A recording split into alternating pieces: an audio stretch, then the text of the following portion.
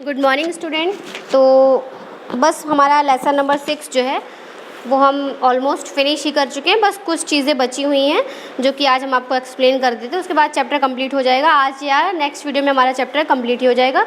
कुछ word meaning में आपको कुछ कीवर्ड्स मैं आपको सेंड कर चुकी हूँ, जिनकी इमेजेस वो आप कर लेंगे, बाकी इमेजेस आपको नेक्स्ट डे आएगी। ओके, चलिए। तो लेसन नंबर 5 था ना हमारा, सेपरेशन ऑफ सब्सटेंसेस। तो इसमें क्या बचा हुआ था हमारा, एवापोरेशन हम पढ़ चुके थे। बस ये बता रहा था कि use of more than one method of separation. तो देखिए, सेपरेशन के हमने कई तरीके पढ़े, है ना। डिकेंटेशन पढ़ा हमने, सेडिमेंटेशन पढ़ा, फिल्ट्रेशन पढ़ा, है ना। तो इस तरीके से हमने ये सारी चीज़ें पढ़ी। तो अगर कभी एक मेथड फेल हो जाता है या एक मेथड के थ्रू हम मिक्सचर्स को अलग नहीं कर पा रहे हैं, तो हम कई सारे मेथड्स का यूज़ कर सकते हैं, जैसा कि मैं आपको बता चुकी हूँ। फिर आगे देखिए, यूज़ ऑफ एक्टिविटी 7 में देखिए, take a mixture of sand and salt. अब हमको इसमें एक आपको एक्टिविटी दी हुई है करने के लिए, तो इसको हम करते हैं। इसमें मिक्सचर दिया हुआ है सैंड और सॉल्ट का, ठीक है ना। एक मिक्सचर है जिसमें कि रेत है और नमक है। How will be separate these. अब हम इन चीज़ों को, नमक से रेत को या रेत को नमक से कैसे अलग करेंगे, ये तो इम्पॉसिबल जैसा है ना, हम नहीं अलग कर सकते, क्योंकि दोनों का साइज़ क्या है, सेम है, सिमिलर है।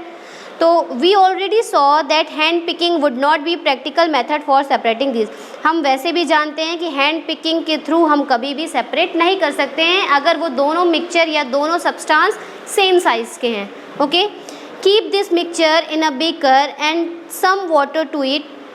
अब देखिए, इसको बीकर में रखना है और इसमें कुछ पानी डाल देना है। मतलब कौन से मिक्सचर में, नमक और रेत का, मतलब सॉल्ट और सैंड का जो मिक्सचर है उसको एक बीकर में डालना है और उसमें कुछ पानी ऐड कर देना है, ठीक है। Then leave the beaker aside for some time. कुछ समय के लिए आप उस बीकर को साइड में रख दीजिए, ठीक है। वो सेडिमेंटेशन वाली प्रोसेस है ना, कि कुछ टाइम के बाद जो मतलब अगर आपने रेत और नमक लिया और उसमें कुछ पानी ऐड कर दिया है ना, तो नमक क्या है, नमक तो सॉल्यूबल है, वो डिज़ोल्व हो जाएगा पानी में, मगर रेत जो होती है वो डिज़ोल्व तो नहीं हो सकती है पानी में। तो वो अगर उसको कुछ देर के लिए उस बीकर को हम साइड कर देंगे, तो बाद में हमें क्या रिजल्ट देखने को मिलेगा कि नमक तो जो था वो पानी में घुल गया और सैंड जो थी वो ऑटोमेटिकली नीचे जाके सेटल डाउन हो गई, है ना। Do you see the sand settling down at the bottom. क्या आप देख पा रहे हैं कि जो सैंड है वो बीकर में धीरे धीरे नीचे सेटल डाउन हो रही है। The sand can be separated by decantation और फिल्ट्रेशन। अब ये जो रेत है इसको डिकेंटेशन या फिल्ट्रेशन के थ्रू आप आसानी से अलग कर सकते हैं। किससे, पानी और नमक से, क्योंकि अब इसमें 3 मिक्सचर हैं, सैंड है, सॉल्ट है एंड हमने क्या ऐड कर दिया है, वाटर। तो अगर आपको सैंड अलग करनी है तो आप डिकेंटेशन या फिल्ट्रेशन के थ्रू आसानी से सैंड जो सेटल डाउन हो गई है उसको आप आसानी से अलग कर सकते हैं। किस प्रोसेस के थ्रू, डिकेंटेशन के थ्रू करना है तो डिकेंटेशन के थ्रू कर लीजिए, है ना।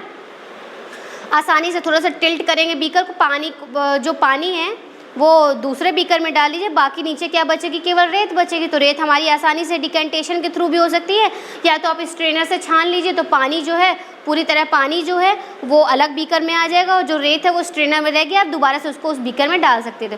तो इन 3 मिक्सचर्स में हमने सबसे पहले सैंड को अलग कर दिया।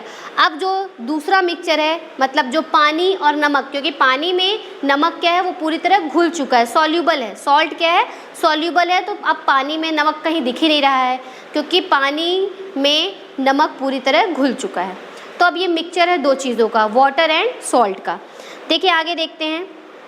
Do you think this water contain the salt which was there in the mixture at the beginning. तो आप बताइए क्या इस पानी से आप सॉल्ट को कैसे अलग करेंगे, क्योंकि सॉल्ट ऑटोमेटिक गायब हो गया है, सॉल्ट तो कहीं दिख ही नहीं रहा है, मगर सॉल्ट है तो ज़रूर ना।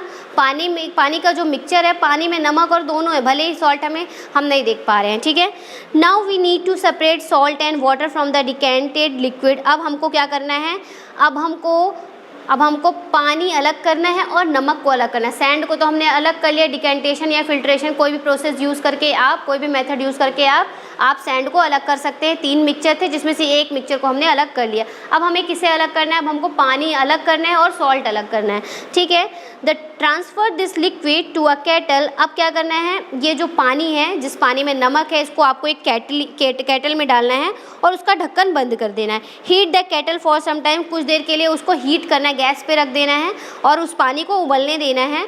Notice steam coming out from the spout of the kettle, kettle में जो स्पाउट बना हुआ है ना, टोटी जैसा बना, जिससे कि जो भाप होता है, स्टीम होती है, वो बाहर निकलती है। तो ये उसको तब तक स्टीम करना जब तक उससे भाप ना निकलने लगे, स्टीम ना निकलने लगे, है ना। तो take a metal plate with some ice on it, अब देखिए आपने उस केटल को गैस के ऊपर रख दिया, ठीक है, फ्लेम में रख दिया। अब वो उबल रहा है, उबलने के बाद उसके स्पाउट से क्या निकल रहा है, स्टीम, धुआं निकल रहा है, ठीक है। एवापोरेशन प्रोसेस यहाँ पे हो रही है। फिर देखिए, hold the plate just above the spout of the kettle, एक आप मेटल प्लेट लीजिए और स्पाउट समझ रहे हो ना, जहाँ से भाप निकल रहा है, देखिए पिक्चर में दिखा भी रहा है, 5.13 में दिखा रहा है कि केटली से ये स्टीम निकल रही है। जहाँ से ये स्टीम निकल रही है उसके ऊपर जस्ट एक मेटल प्लेट आपको रखना है, जस्ट मतलब ऐसे होल्ड करके रखना है, मेटल प्लेट रखना है। और उस मेटल प्लेट के ऊपर अब देखिए क्या कह रहा है कि let all the water in the kettle boil off, पानी को पूरा गर्म करिए। When the steam comes in contact with the metal plate cooled with, और उस मेटल प्लेट के ऊपर कुछ आइस रख देना है आपको। आइस मीन्स क्या होगा, बर्फ। उस मेटल प्लेट के ऊपर कुछ बर्फ़ आपको मतलब ऐसे सेट कर देना है। और स्पाउट से जो स्टीम निकल रहा है ना, वेपर के रूप में, वो जब टकराएगा मेटल प्लेट से, और मेटल प्लेट के ऊपर आइस है, तो आइस की वजह से मेटल प्लेट क्या होगा, ठंडा होगा। गर्म भाप निकल रही है, वेपर निकल रहा है, और जब ठंडी प्लेट से टकराएगा तो वो क्या होगा, कंडेंस्ड, है ना। वो जो ड्रॉप्स बनेंगी वो कंडेंस्ड हो जाएंगी, है ना। The water drops that you observe falling from the plate, अब जो प्लेट, अब देख खुद आप सोचिए, जो स्टीम निकल रहा है और प्लेट के ऊपर आइस रखी हुई है, तो प्लेट ठंडा हो रहा है और इधर से गर्म भाप निकल रही है। तो गर्म भाप जब प्लेट के कांटेक्ट में आएगी तो प्लेट तो ठंडी है, तो गर्म भाप और ठंडा प्लेट के कांटेक्ट से जो ड्रॉप्स बनेंगी वो कंडेंस्ड की वजह से, कंडेंसेशन की वजह से, यहाँ पे कंडेंसेशन की प्रोसेस हो रही है, उसकी वजह से जो ड्रॉप बनेंगी और जो ड्रॉप बन रही हैं उसके नीचे एक बीकर रखना है, उसमें ड्रॉप बाय ड्रॉप पानी उसमें जाता जाएगा, है ना, बीकर में। इस तरीके से आपको भी ये समझ में आ रहा होगा कि इस तरीके से हम जब मतलब पानी को हम काफ़ी देर तक फ्लेम में रखेंगे, उसको गर्म करते रहेंगे और वो वेपर बन के उड़ता जाएगा। लास्ट में हम क्या देखेंगे कि वो पानी पूरी तरह वेपर बन के उड़ चुका है। अब केवल उस केटली में क्या बचा हुआ है, नीचे सॉल्ट बचा हुआ है, और जो स्पाउट के थ्रू वेपर निकल रहा है और मेटल से टकरा रहा है। मेटल के ऊपर मैंने बताया था कि आइस वेपर जब ठंडे प्लेट से टकराएगा, वो जो ड्रॉप्स बनेंगी वो कंडेंसेशन की वजह से बनेंगी, तो वहाँ से एक एक ड्रॉप्स उस बीकर में कलेक्ट होती जाएगी, तो पानी देखिए अलग हो रहा है। और जब केटली का पूरा पानी, मतलब जो हम फ्लेम में रख रहे हैं, वो एवापोरेशन के थ्रू उसमें सिर्फ और सिर्फ पूरा पानी तो बॉइल्ड हो जाएगा। पानी जो ये टकरा रहा है, पानी इस बीकर में कलेक्ट हो रहा है, बाकी केटली में लास्ट में क्या बचेगा, नमक बचेगा। इस तरीके से देखिए, हमने सैंड तो ऑलरेडी डिकेंटेशन या फिल्ट्रेशन की प्रोसेस के थ्रू अलग किया था।